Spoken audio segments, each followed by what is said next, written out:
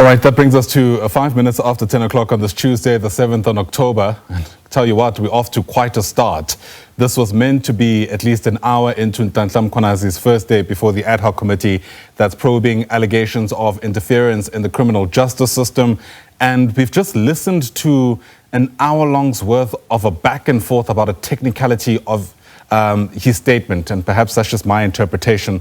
Clearly, this committee believes it's more important than just a technicality. But if you haven't been following these developments so far, we've heard an objection mainly from Julius Malema, who of course is MP with the EFF, who has taken exception to the fact that the document in front of MPs is being labeled a supplementary statement and not necessarily an original statement. His point really is that the committee cannot deal with a supplementary entry without there being an original one. And there's been a back and forth about whether or not he's got a point, but they've decided MPs to adjourn, presumably for about 15 minutes. That was a suggestion that was made by several MPs in order to essentially fix what the chair at some point called a typo. So if I was to distill what's happened, we've been delayed by an hour because of essentially what may be considered a typo.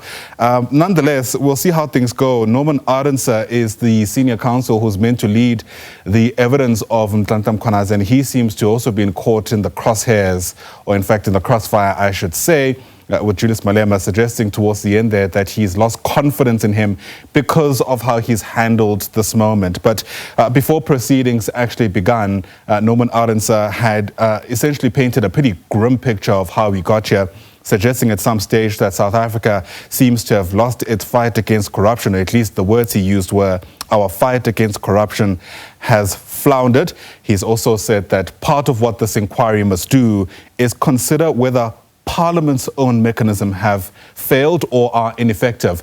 And that's an important point to emphasize because, frankly, Nhlanhla Mkhwanazi has appeared before Parliament before, where he laid out much of what he said before the Nhlanhla Commission. And the sentiment really is that Parliament completely just overlooked that and simply didn't act on it. And now there's been already skepticism around whether or not this very institution can actually do anything, given the fact that the claims were made before this institution first, before, of course, Nhlanhla Mkhwanazi made that decision to go public with that July 6th media briefing, which essentially set in motion the series of events that have culminated in what we've seen, not only at the Nhlanhla Commission, but certainly before this particular committee as well. Let's try and make sense of what we've seen so far, given, I suppose, the different nature upon which this particular hearing is taking place. Political analyst Professor Sethulego Matebesi is with us via our video link, and I imagine has been following in on what we've listened to so far. Prof, thanks for speaking to us at short notice. Really do appreciate the time. There's already a feeling that what's taking place in Parliament is a whole lot more political than what we've seen take place in Pretoria at the Nhlanhla Commission. And I imagine people will point to this past hour as a case in point.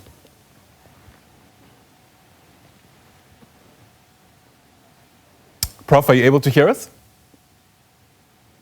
All right, it seems Professor Sethulego Matebesi is not able to hear us at the moment. I'm just going to ask the team to try and re-establish that connection as we try and make sense of what we've seen so far. If you've just joined us, by the way, yes, I can the only Parliamentary hear the Committee has adjourned for about 15 minutes or so, and we anticipate that it'll be back, hopefully, with that issue around Nhlanhla Mkhwanazi's statement having had been ironed out. Prof, I'm hoping you're able to hear us now. We're live on the SABC News channel.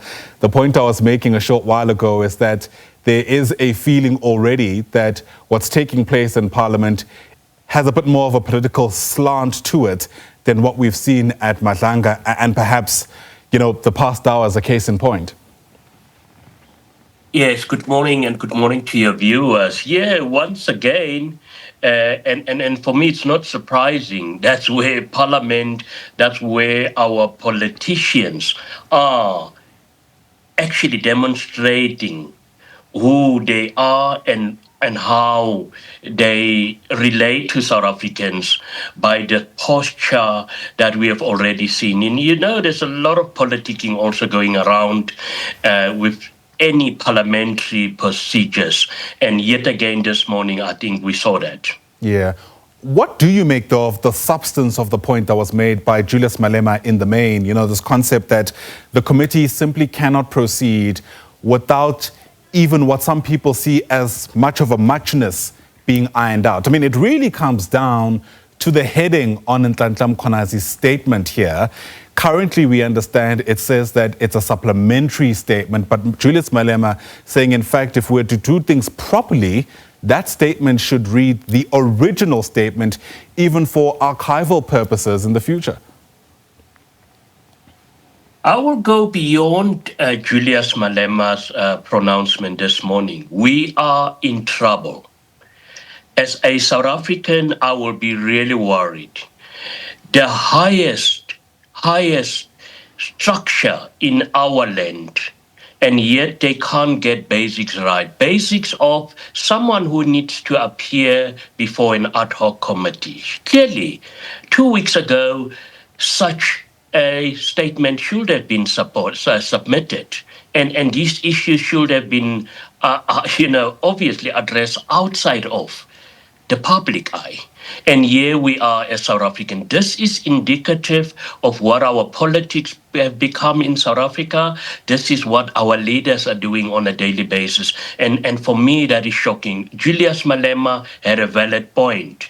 You can't have, and what I also don't understand, and with all due respect, the generals, a legal team and advisors. So there was even no time just to change a heading. How can you submit a statement that was used somewhere else just as it is, and you don't even want to change the headings? That for me is what is coming through here, and it also tells us a lot more than how the attitude of our leaders and how they respond to very critical fundamental issues in this country.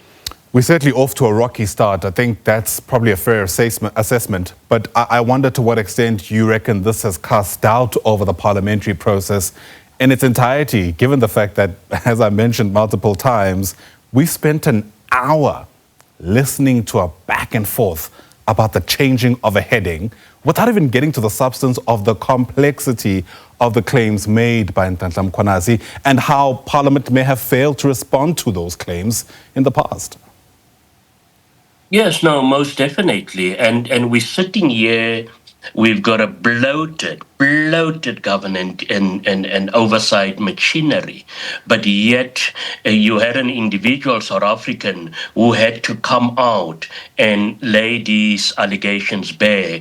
And yet again, when that opportunity presents itself this morning, we saw what happens. And this is, unfortunately for me, or fortunate, and indicative of how Parliament and many other government structures handles and relates to governance issue. For me, this was the worst that I've seen in many years.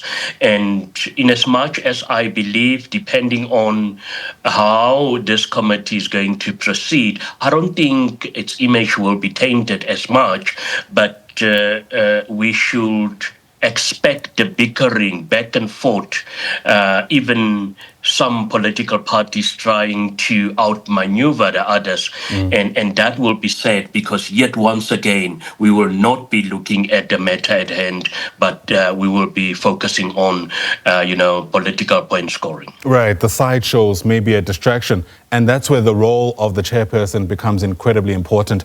I wonder what you make of how Soviet Nhlanhla has handled this moment, for lack of a better term. There were multiple instances where even he was interrupted and kind of allowed it to happen. Yes, because you could clearly see that he himself is also uncertain of what needs to happen, where Julius have interjected him. And I thought he will put his foot down to say, look, whatever you want to say, you may differ with what I'm about to say, but I'm not going to allow it. And he allowed that. That for me was, he've already lost the plot. And that's why I suspect going forward, he will continuously be interjected. And that will not be good. Yes, and it's good for politicians, because this is how they frame what we will call media framing, because they're fully aware these, events are broadcast live and it gains media traction. But at the end of the day, it doesn't look good for the chairperson. And I think he lost the plot completely for me, where he gave in to what I will almost like say a very strategic move from Julius Malema. And you could see behind him how others were also pointing, hey, we need to, from MKP, we need to also now at least say something. And I think going forward, that will be the back and forth interjections, the chairperson being taken on. And that, for me, yet again, will be very unfortunate. This is all happening against the backdrop of this committee having a very limited amount of time to not only get this right, but hopefully restore some level of trust in Parliament as an institution. My understanding is that the committee's got 30 days to essentially wade through what we've heard in the public domain already, and they still need to call General Fani Masemola, Suspended Minister Senzo Mkhunu, Shadrach Sibia needs to be called, the Deputy Commissioner, the current Minister in Feroz Kachalia, the former Minister in Bheki Cele. It's quite a long list, and we're told that's only phase one of their hearings. I mean, I'm no parliamentarian, but gosh, this is a lot to get through, and the last thing you need is to spend an hour dealing with, again, what the chair called a typo.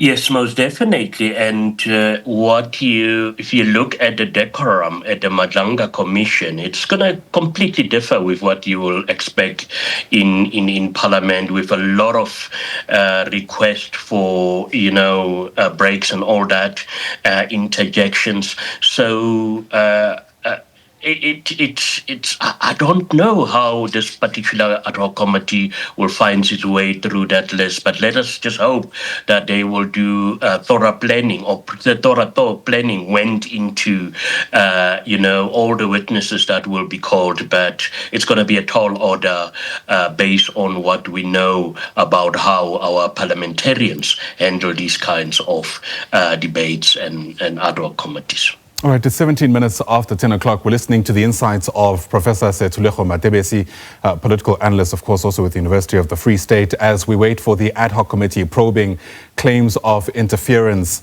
initially leveled by Lieutenant General Mkhwanazi to be ventilated within Parliament. At around 10:05 or so, the committee had asked for presumably a 15-minute adjournment, and we just keeping a close eye on the situation in Parliament to see whether or not MPs will get back in session after that. These are the live pictures that we have for you. At the center of this delay, which took about an hour or so of the parliamentary committee's time, is this heading on Nhlanhla Mkhwanazi's statement, which essentially says this is a supplementary statement. MPs with Julius Malema really leading the charge, saying on a basis of that technicality, this committee cannot continue because, in fact, it'll be going off on the wrong footing. Julius Malema suggesting that even the archives will be incorrect if the committee doesn't necessarily continue, continues, and in fact doesn't necessarily fix that particular error.